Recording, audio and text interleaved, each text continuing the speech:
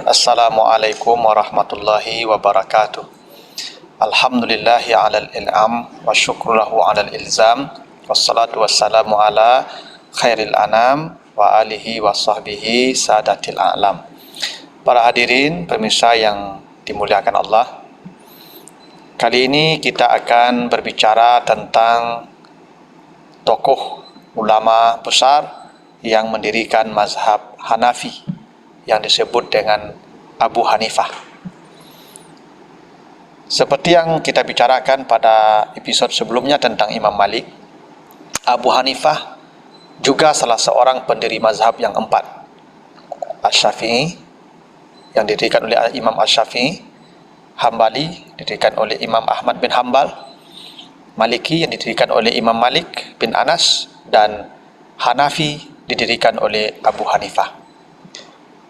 Abu Hanifah adalah ulama yang sejatinya bukan orang Arab.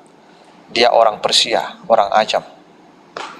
Karena para ulama sejarawan berbeda tentang asal muasal nama Abu Hanifah.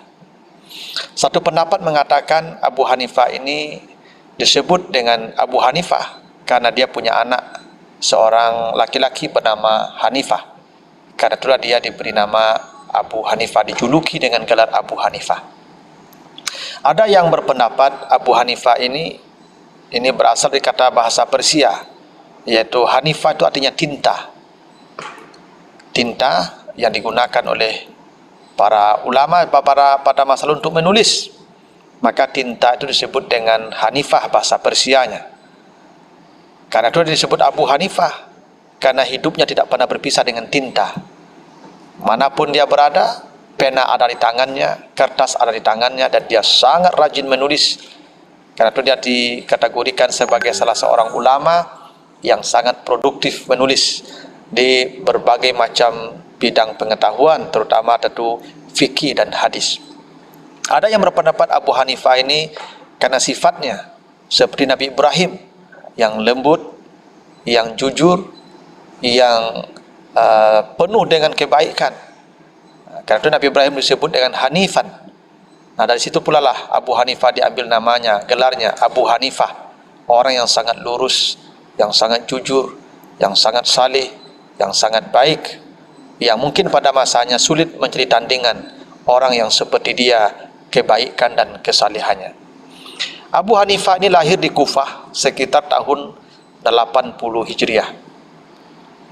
Abu Hanifah memang tidak banyak cerita tentang hidupnya di masa kecil, tapi jelas dia tentu banyak berguru kepada ulama-ulama pada masanya, baik dari kalangan sahabat, tabi'in dan sebagainya, sehingga dia menjadi ulama besar yang kemudian mendirikan mazhab Hanafi.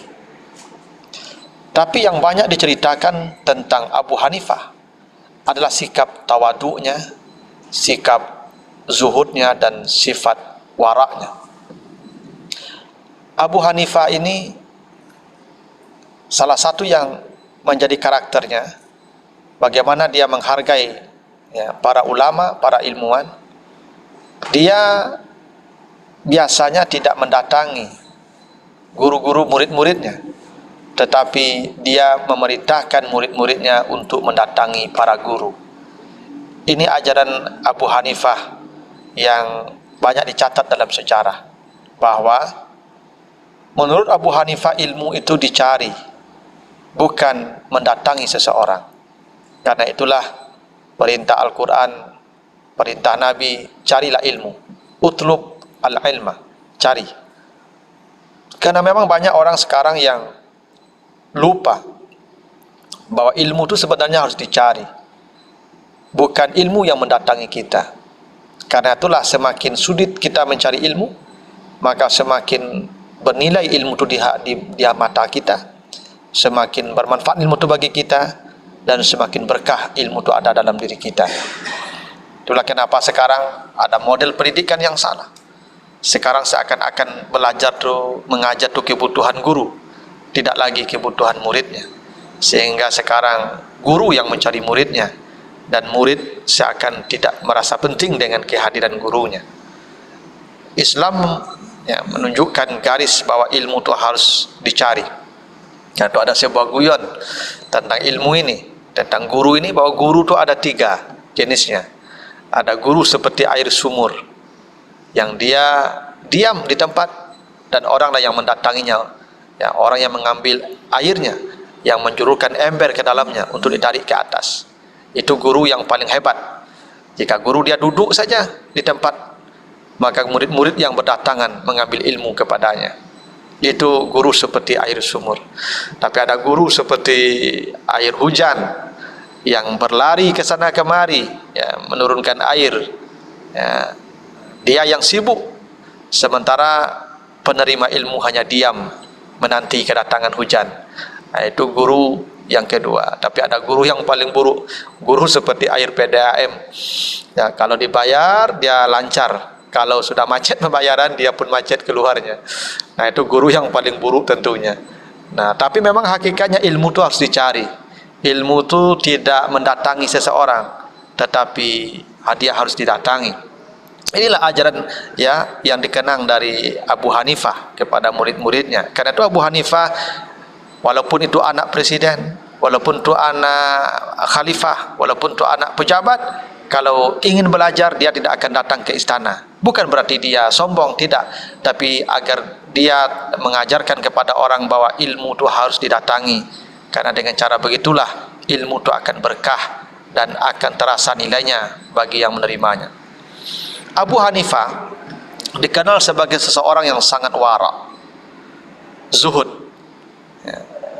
Wara itu artinya dia menjaga diri dari hal-hal yang walaupun boleh, walaupun itu tidak berdosa, tetapi boleh jadi akan menjadikan dia lengah dan lalai. Wara itu misalnya makan itu boleh bertambah. Kalau kita makan boleh nambah 2 piring atau 3 piring. Tapi menambah itu menunjukkan sikap tidak wara. Kenapa? Kita bukan lagi makan untuk kebutuhan, tapi makan adalah untuk kesenangan.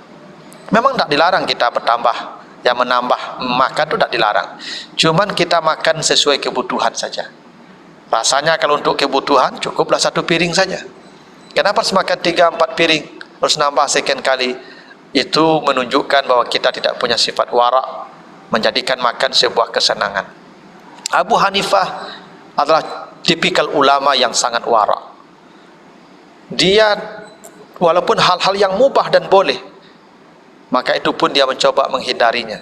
Karena itulah Abu Hanifah tercatat berkali-kali ditawari jabatan, mulai dari pejabat memelihara Baitul Mal atau Menteri Keuangan sampai Hakim Agung.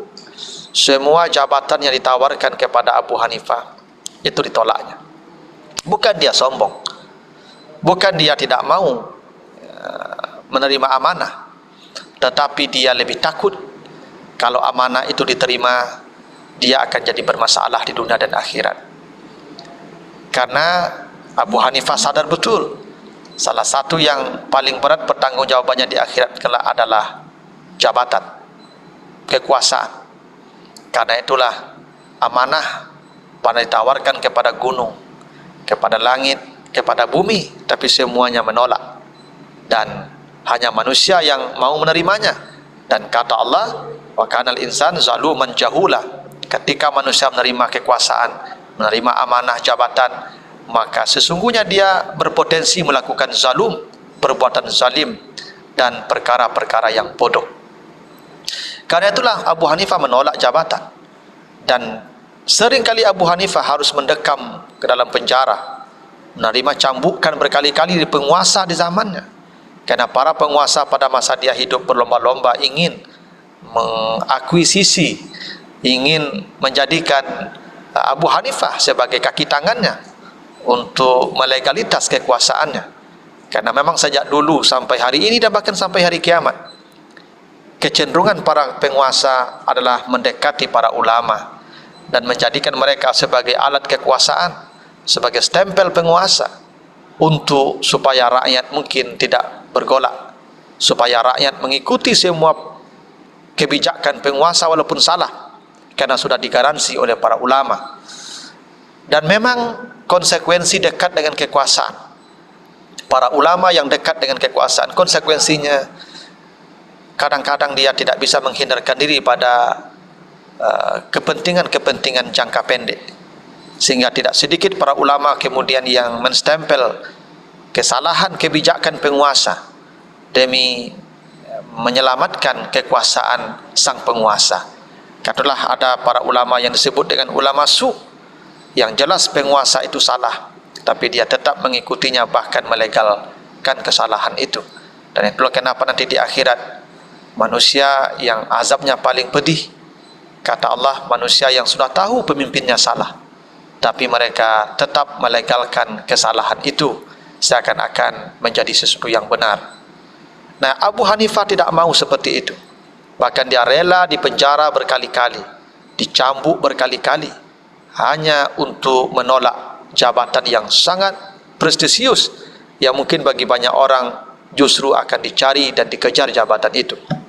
Tapi Abu Hanifah dengan kewaraannya, dengan kezuhudannya, dia tidak pernah terpengaruh dengan kekuasaan, dengan jabatan. Sekalipun jabatan sudah mengejarnya, tapi dia takut bahwa jabatan itu kelak akan menjadi bebannya.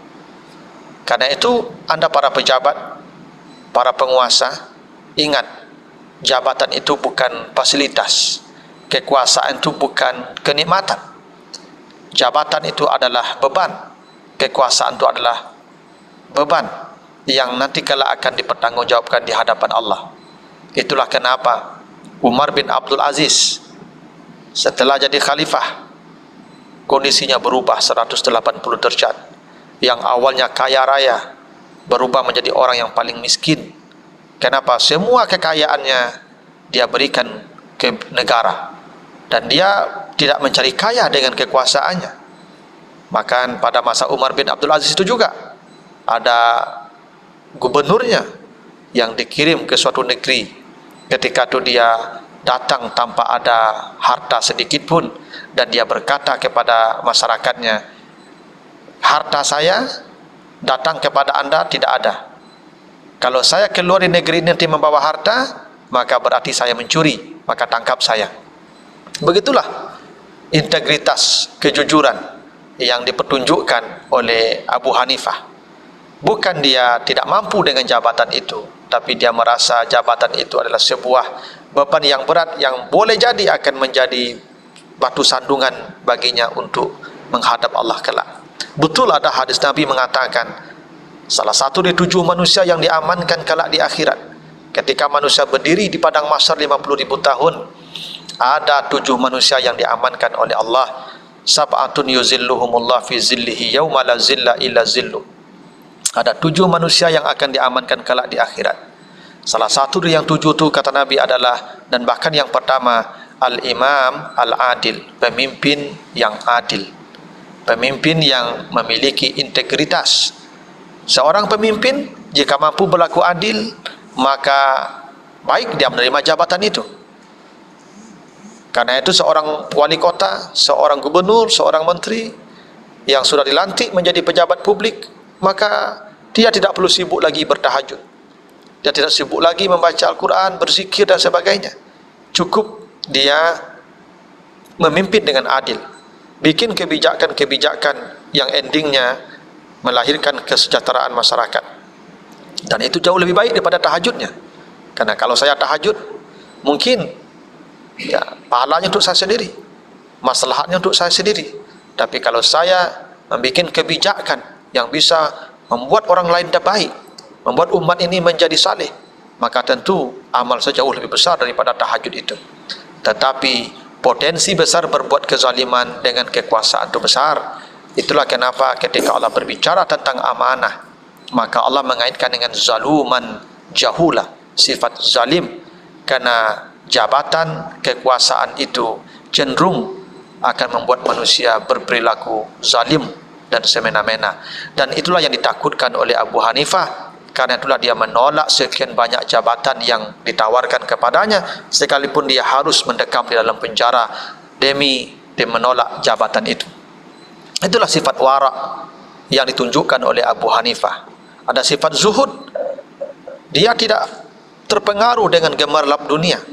walaupun dunia sudah mendatangi dia, tapi hidupnya selalu bersahaja. Dan memang para ulama sejak masa lalu tidak pernah hidupnya penuh dengan kekayaan. Para ulama justru menghabiskan apa yang dia punya untuk pengembangan ilmu pengetahuan. Jika ada seorang alim, seorang intelek, lalu mencari kaya dengan ilmunya, maka itu sesuatu yang tidak seharusnya terjadi dalam pikiran seorang intelektual. Coba cari para ulama yang kaya. Imam An-Nawawi tidak kaya, Imam Al-Ghazali tidak kaya, Imam Asy-Syafi'i tidak kaya, Imam Bukhari juga tidak kaya. Bahkan Imam Bukhari menghabiskan semua asetnya untuk mencari hadis sepanjang hidupnya.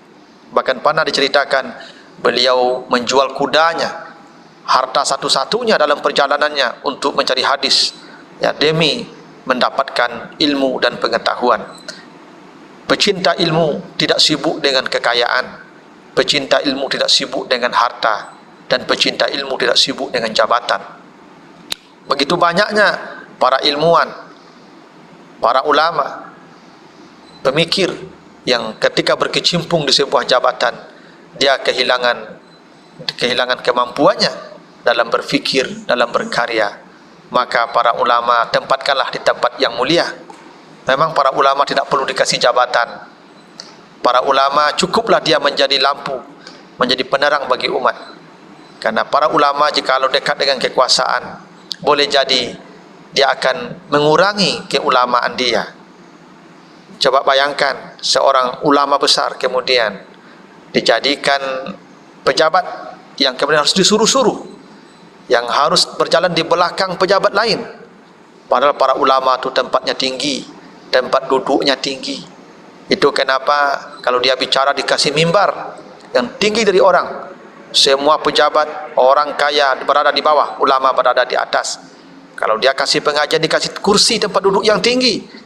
Siapapun di bawah, presiden di bawah, orang kaya di bawah. Karena kata Allah, yarfa'illahu allazina amanu minkum walazina utul ilma darajat. Orang berilmu itu harus tinggi.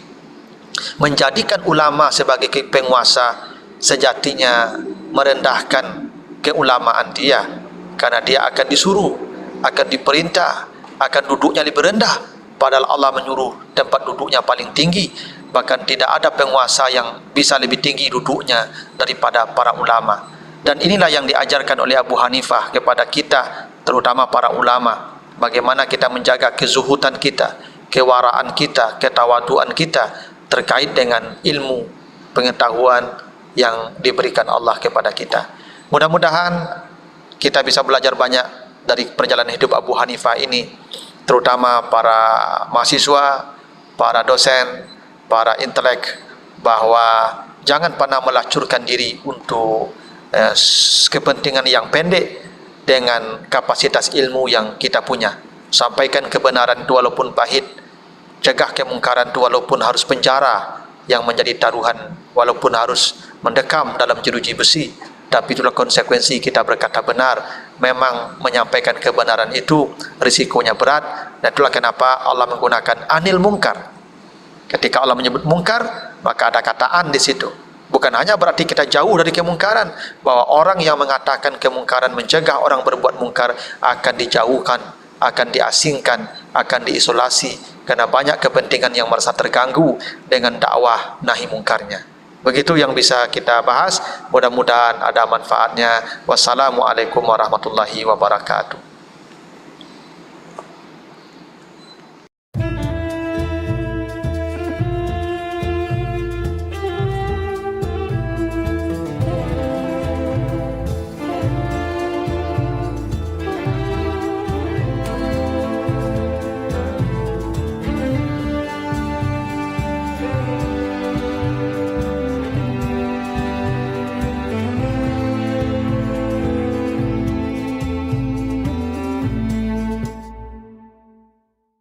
Assalamualaikum warahmatullahi wabarakatuh. Saya Musliar Kasim, Rektor Universitas Baitur Rahmah, mengucapkan selamat menunaikan ibadah puasa bulan Ramadan 1442 Hijrah tahun ini. Mari kita jadikan pandemi COVID-19 ini untuk meningkatkan keimanan kita dan ketakwaan kita. Mudah-mudahan dengan berpuasa kita bisa meningkat imunitas kita sehingga kita bisa terbebas dari pandemi, sehingga kita bisa melakukan aktivitas seperti biasa. Selamat menunaikan ibadah puasa dan selamat berbuka bagi kita bersama-sama. Penerimaan mahasiswa baru Universitas Baitur Ramadan Akademik 2021-2022 menerima 5 fakultas dan 10 program studi terdiri dari S1 dan Profesi Kedokteran Umum, S1 dan Profesi Kedokteran Gigi, S1 Manajemen dan S1 Kewirausahaan, S1 Kesehatan Masyarakat, D3 Kebidanan, D3 Radiologi, D4 Keperawatan Anestesiologi, S1 Administrasi Rumah Sakit, S1 Farmasi Klinis, D3 Akademi Keperawatan. Untuk pendaftaran bisa kunjungi pmb.umroh.ac.id. Jangan lupa daftarkan diri ya agar menjadi bagian dari kita.